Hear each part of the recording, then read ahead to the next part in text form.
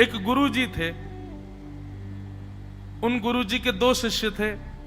गुरुजी वृद्धावस्था में चले गए तो सब में बात होने लगी, अब कौन बैठेगा इनकी गद्दी पर, अब कौन बैठेगा। तो गुरुजी बोले एक का नाम नहीं लूंगा, एक परीक्षा लेता हूं, उस परीक्षा में जो पास होगा वो बैठेगा मेरी गद्दी पर।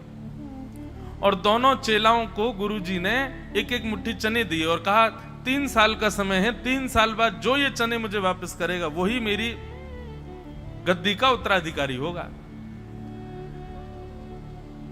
एक चेला की बड़ी जटाएं थी तो उसने जटा के अंदर वो चने धर लिए, बोले 3 साल तक धोनी ही नहीं है जटा, ऐसे के तैसे चने रहेंगे, 3 साल बाद गुरुजी को दे देंगे। और दूसरा जो शिष्य था उसने उन चनों को जाकर के बो दिया। और 3 साल बाद गुरुजी के पास जब गए तो प्रथम शिष्य ने जाकर के जटा खोल दी, बोले लीजिए गुरुजी, आपने जो चने दिए थे यथावत जैसे दिए वैसे बस चिपक गए मेरी जटा से, लेकिन ये वही है। गुरुजी ने नाक पकड़ ली, बोले दुर्गंध आ रही है, भगो यहां से, क्या करके लाए हो। गुरु के द्वारा दिए गए प्रसाद या गुरु के द्वारा दी गई शिक्षा को केवल उतना ही रखना जितना गुरु ने दिया, यह भी एक अपराध है। उसका विस्तार करो, उसकी विस्तृति में जाओ,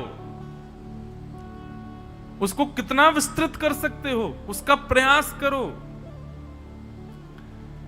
जितना गुरुदेव ने बताया, जितनी गुरुदेव, देखिए एक बात सदैव याद रखना, गुरुजन केवल संकेत करते हैं, उस संकेत को समाधान पा करके, उस संकेत का समाधान पा करके और उसको विस्तृत बनाना, यह शिष्य का शिष्यत्व होता है। गुरु पूरा व्याख्यान नहीं करेगा, केवल संकेत करेगा।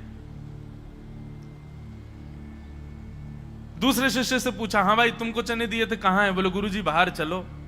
आश्रम के बाहर बैलगाड़ियां खड़ी थीं।